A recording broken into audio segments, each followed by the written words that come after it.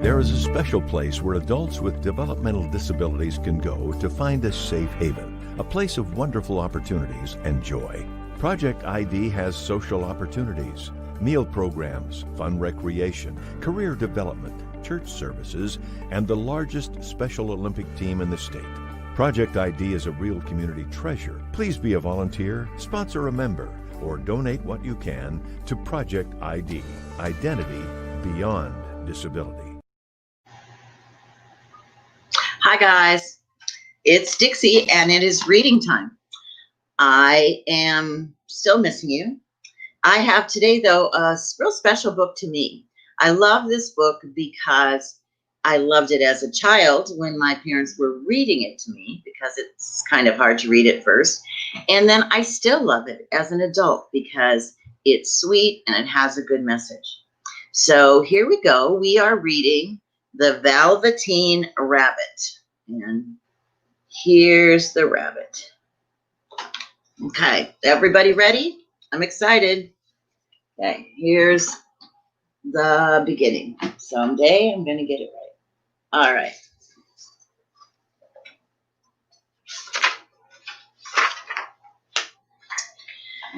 The other name for the book, in case you know it, but by this name is Or How Toys Become Real. So here's a lot of toys wanting to be real.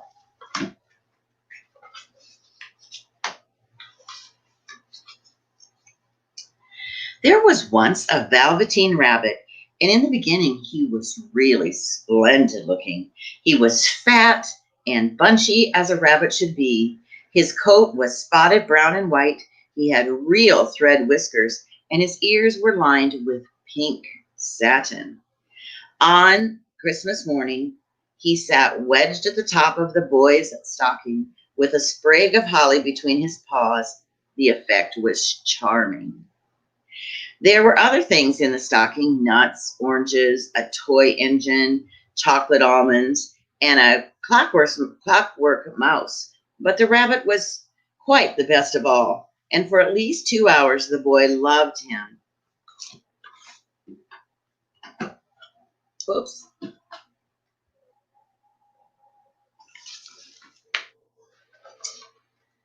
And then aunts and uncles came to dinner, and there was great rustling of tissue paper and unwrapping of parcels. And in the excitement of looking at all the new presents, the Velveteen Rabbit was forgotten. For a long time, he lived in the toy cupboard and sometimes on the nursery floor, and no one thought much about him. He was naturally shy, and being only made of velveteen, some of the more expensive toys quite snubbed him. The mechanical toys were very superior, and they looked down upon everyone else. They were full of modern ideas and pretended they were real. The model boat, who had lived through 2 seasons and lost most of his paint, caught the tone from them and never missed an opportunity of referring to his rigging in technical terms. The rabbit could not claim to be a model of anything, for he didn't know that real rabbits existed. He thought they were all stuffed with sawdust like him, and he understood that sawdust was quite out of date. And he understood that sawdust was never mentioned in modern circles. Even Timothy, the jointed wooden lion, who was made by disabled soldiers and should have a broader view, he put on airs and pretended he was connected with the government. Between them, all the poor little rabbit was made to feel himself very insignificant and commonplace, and the only person who was kind to him at all was the skin horse.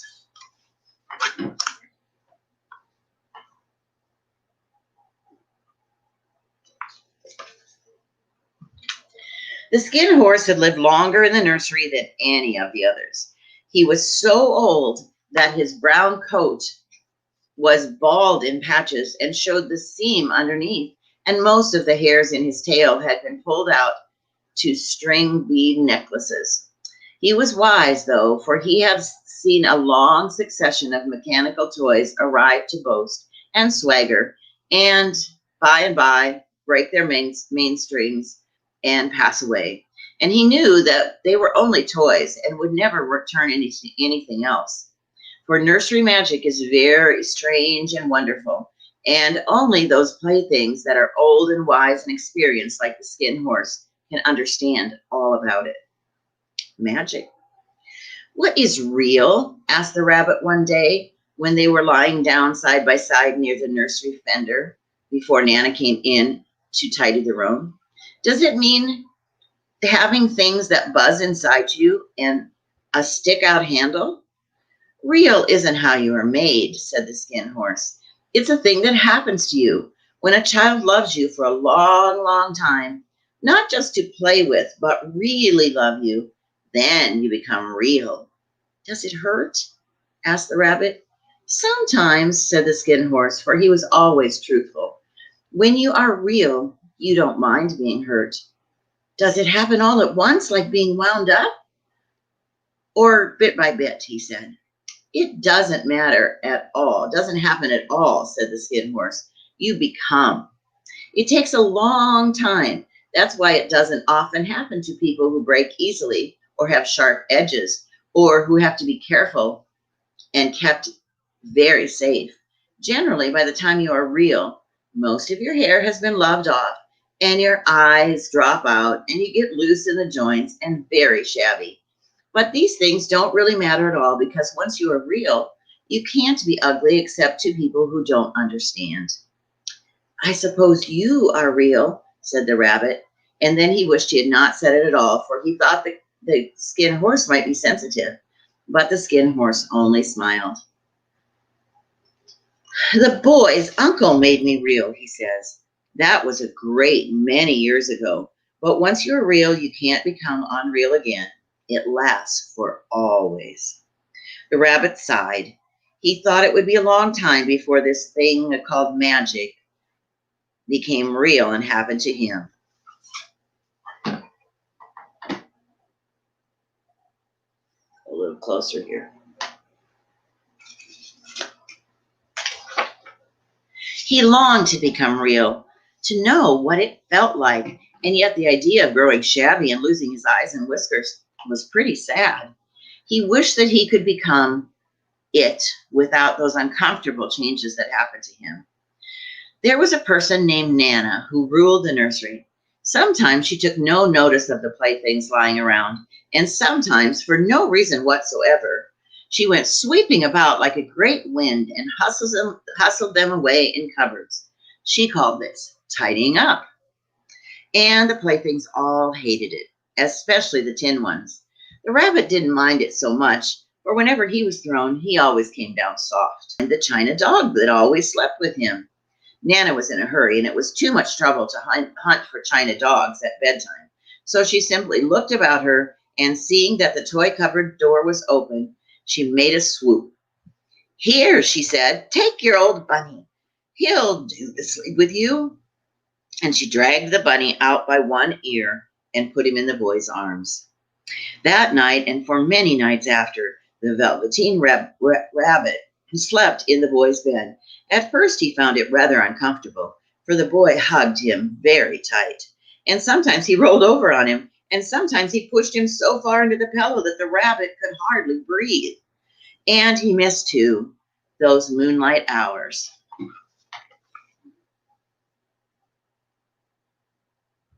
Looks sweet, doesn't it? He missed, too, those long midnight hours in the nursery when all the house was quiet and his talks with the skin horse happened. But very soon he grew to like it, for the boy used to talk to him and make nice tunnels for him under the bedclothes that he said were like a burrow where real rabbits live.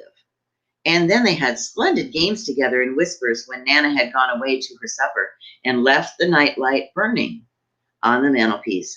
And when the boy dropped off to sleep, the rabbit would snuggle down close under his little warm chin and dream.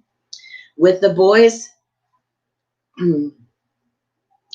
dropped off to sleep, the rabbit would snuggle down, close his little warm chin, and dream, with the boy's hands clasped close around him all night long.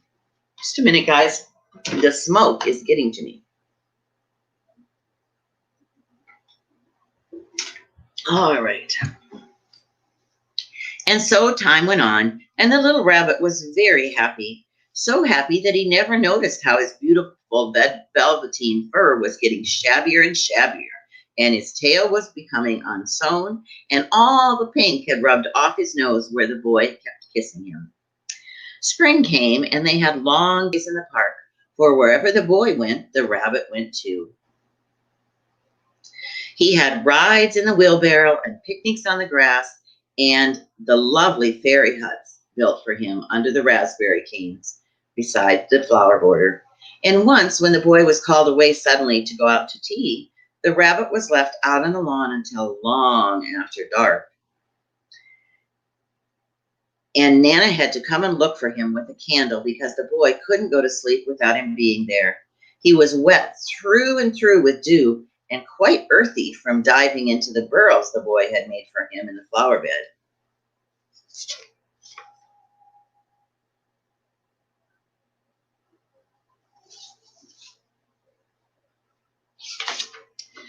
Nana grumbled as she rubbed him off with the corner of her apron. "You must have your old bunny," she said. "Fancy all that fuss for a toy."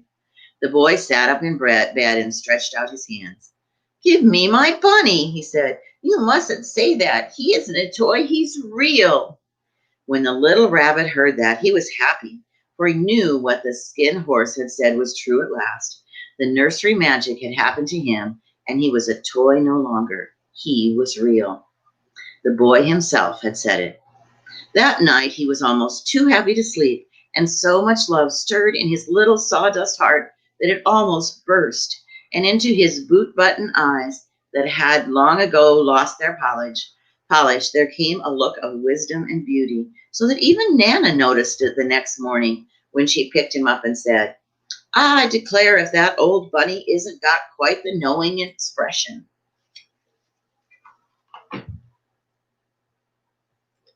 Oh, there we go. Sometimes you guys make me dizzy.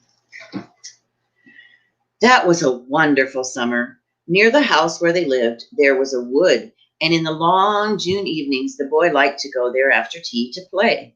He took the Velveteen Rabbit with him, and before he wandered off to pick flowers or play at brigands across the trees, he always made the rabbit a little nest somewhere along the bracken, where he would be quite cozy, for he was a kind-hearted little boy, and he liked Bunny to be comfortable.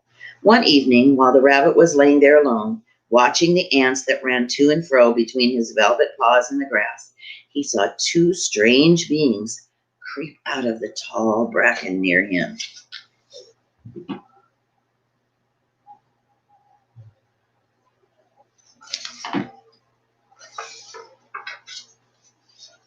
Look what he's seeing, guys. Whoa, dizzy. There we go. What is he seeing?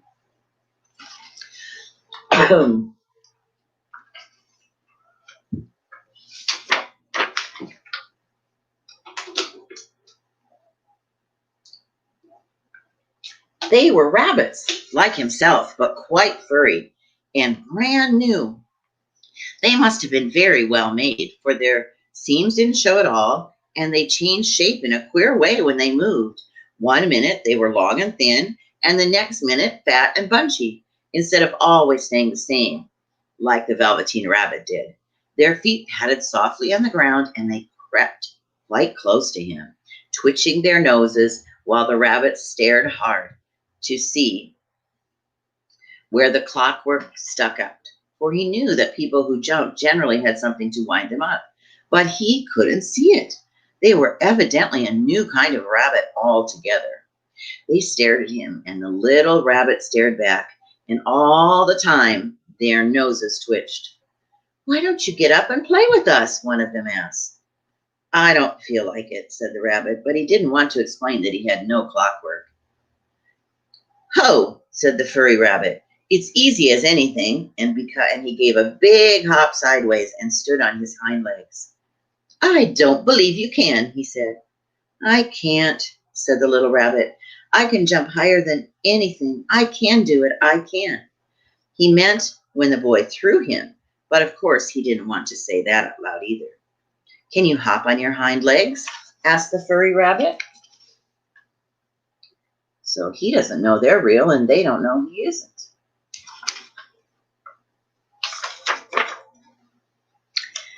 That was a dreadful question, for the Velveteen Rabbit had no hind legs at all. The back of him was made all in one piece, like a pincushion. He sat still in the bracken and hoped the other rabbits wouldn't notice. I don't want to, he said again, but the wild rabbits have very sharp eyes, and this one stretched out his neck and looked. He hasn't got any hind legs, he called out. Fancy a rabbit without any hind legs. And he began to laugh and laugh. I have, cried the little rabbit. I have got hind legs. I am sitting on them. Then stretch them out and show me like this, said the wild rabbit, and he began to whirl around and dance till the little rabbit got quite dizzy. I don't like dancing. I'd rather sit still.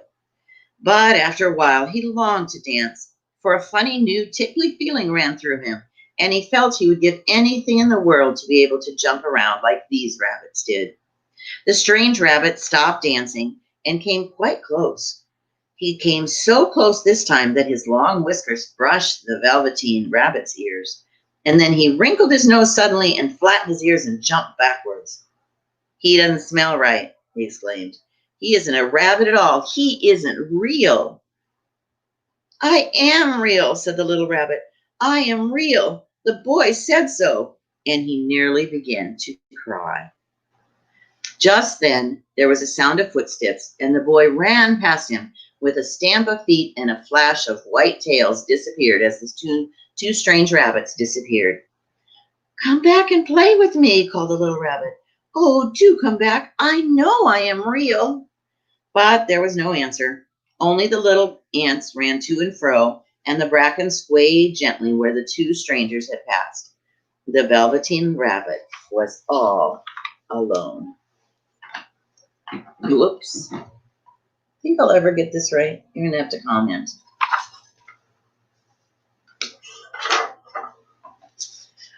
Oh, dear, the rabbit thought. Why did they run away like that? Why couldn't they stop and just talk to me? For a long time, he lay very still, watching the bracken and hoping that they would come back. But they never returned, and presently the sun sank lower, and the little white moss fluttered out, and the boy came and carried him home.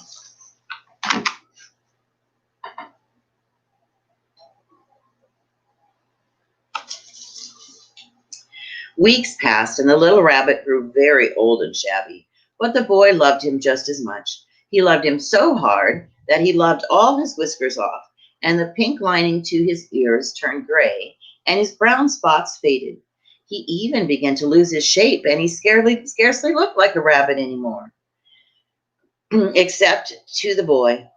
To the boy, he always looked beautiful, and that was what the little rabbit cared about. He didn't mind how he looked to other people, because the nursery magic had made him real, and when you are real, shabbiness doesn't matter at all. And then one day, the boy became ill. His face grew flushed, and he talked in his sleep, and his little body was so hard that it burned the rabbit.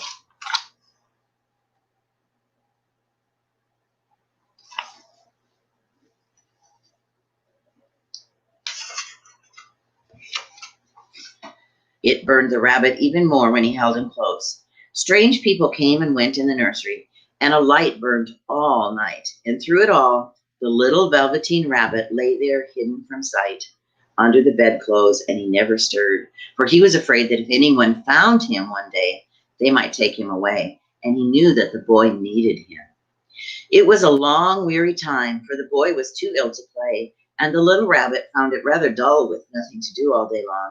But he snuggled down patiently and looked forward to the time when the boy should be well again, and they could go out in the garden amongst the flowers and the butterflies and play splendid games in the raspberry thicket like they used to. All sorts of delightful things he planned, and while the boy lay half asleep, he crept up close to the pillow and whispered them in his ears. And presently the fever turned, and the boy got better. He was able to sit up in the bed and look at picture books, while the little rabbit cuddled close to his side. And one day they even let him get up and get dressed. It was a bright sunny morning, and the window stood wide open. They had carried the boy out onto the balcony and wrapped in a shawl, and the little rabbit lay tangled up among the bedclothes, thinking. The boy was going to the seaside tomorrow. Everything was arranged, and now it only remained to carry out the doctor's orders. At least he's getting better. They talked about it while the little rabbit lay under the bedclothes, just had his head peeking out and listened. The room was to be disinfected, and all the toys and books that the boy had played with in bed must be burnt. Hooray, thought the little rabbit. Tomorrow we shall go to the seaside. And the boy often talked of the seaside. He wanted very much to see the big waves coming in and the tiny crabs and sand castles. Just then Nana caught sight of the rabbit. How about this old bunny? He asked. What? Said the doctor. Why, it's a mass of scarlet fever germs. You burn it at once. What nonsense. Get him a new one. He mustn't have that one anymore. And so the little rabbit was put in a sack with old picture books and a lot of rubbish and carried out to the end of the garden behind the chicken house. That was a fine place to make a bonfire, only the gardener was too busy to attend to it. He had potatoes to dig and green peas to gather, but the next morning he promised to come quite early and burn the whole bag. That night the boy slept in a different bedroom, and he had a new bunny to sleep with him. It was a splendid bunny, all white plush with real glass eyes. But the boy was too excited to care much about it. For tomorrow he was going to the seaside, and in itself was such a wonderful thing that he couldn't think about anything else. So he wasn't really missing the rabbit yet. And while the boy was asleep, dreaming of the seaside, the little rabbit lay among the old picture books in the corner behind the chicken house, and he felt very lonely. The sack had been left untied, and so by wiggling a little bit, he was able to get his head through the opening and look out. He was shivering a little, for he had always been used to sleeping in a proper bed. And by this time, his coat had worn so thin and threadbare from hugging, that it was no longer any protection to him. Nearby, he could see a thicket of raspberries growing tall and close like a proper jungle, in whose shadow he had played with the boy on bygone mornings. He thought of the long sunlit hours in the garden, how happy they were, and a great sadness came over him. He seemed to see them all pass before him, each more beautiful than the other, the fairy huts in the flower bed, the quiet evenings in the woods when he lay in the bracken and the little ants ran over his paws, the wonderful day when he first knew he was real. He thought of the skin horse, so wise and gentle, and all that he had told him. Of what use was it to be loved and lose one's beauty and become real if it all ended like this? A real tear, trickled down his little shabby velvet nose and fell to the ground. And then a strange thing happened, for where the tear had fallen, a flower grew out of the ground, a mysterious flower, not at all like the flowers that grew in the garden. It had slender green leaves, the color of emeralds, and in the center of the leaves, a blossom was like a golden cup. It was so beautiful that the little rabbit forgot to cry and just lay there watching it. And presently the blossom opened, and a bit of a little fairy stepped out. Oops, no picture on that page. Here it is.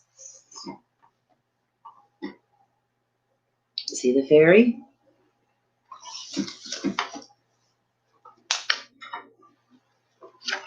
She was quite the loveliest fairy in the whole world. Her dress was of pearl and dewdrops, and there were flowers around her neck and in her hair, and her face was like the most perfect flower of all. And then she came close to the little rabbit and gathered him up in her arms and kissed him on his velveteen nose that was all damp from crying. Little rabbit, she said, don't you know who I am? The rabbit looked up at her, and it seemed to him that he had seen her face before, but he couldn't quite think of where. I am the nursery magic fairy, she said. I take care of all the playthings that the children have loved. When they are old and worn out and the children don't need them anymore, then I come and take them away with me and turn them into real. Wasn't I real before? Said the little rabbit. Well, you were real to the boy, the fairy said, because he loved you so much. Now you shall be real to everyone. And she held the little rabbit close in her arms and flew with him into the woods. It was light now, for the moon had risen.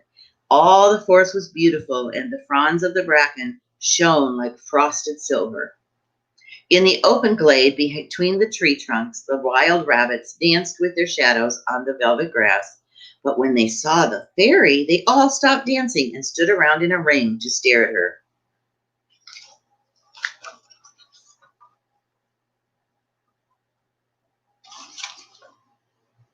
I've brought you a new playmate, said the fairy. Here they are.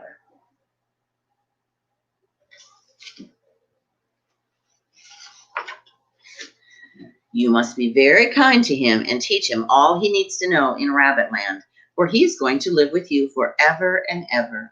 And she kissed the little rabbit again and put him down on the grass. Run and play, little rabbit, she said. But the little rabbit was quite still for a moment and never moved. But when he saw all the little rabbits dancing around him, he suddenly remembered about his hind legs, and he didn't want them to see that he was made all in one piece. He did not know that when the fairy kissed him the last time, she had changed him altogether, and he might have sat there for a long time, too shy to move, if just then something hadn't tickled his nose. And before he thought about what he was doing, he lifted his hind leg to scratch his nose.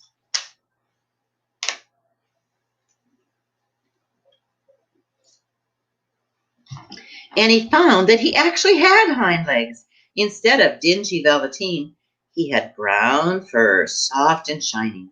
His ears twitched all by themselves, and his whiskers were so long that they brushed the grass. He gave one leap, and the joy of using those hind legs was so great that he went springing around on the turf on them, jumping sideways, whirling around as the others did, and he grew so excited that when he last did stop, he looked for the fairy, but she was gone. He was a real rabbit at last, at home with all the other rabbits.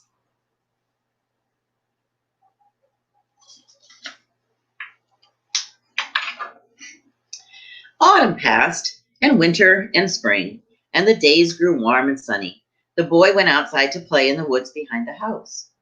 And as he was playing, two rabbits crept out from behind the bracken and peeped at him. One of them was brown all over, but the other one had strange markings under his fur, as though a long time ago he had been spotted. And the spots still showed through a little. And about his little soft nose and his round black eyes, there was something very familiar. So the boy thought to himself, you know what? He looks like my old bunny that was lost when I had scarlet fever. But he never knew that it was really his own bunny come back to look for the child who had helped him to be real.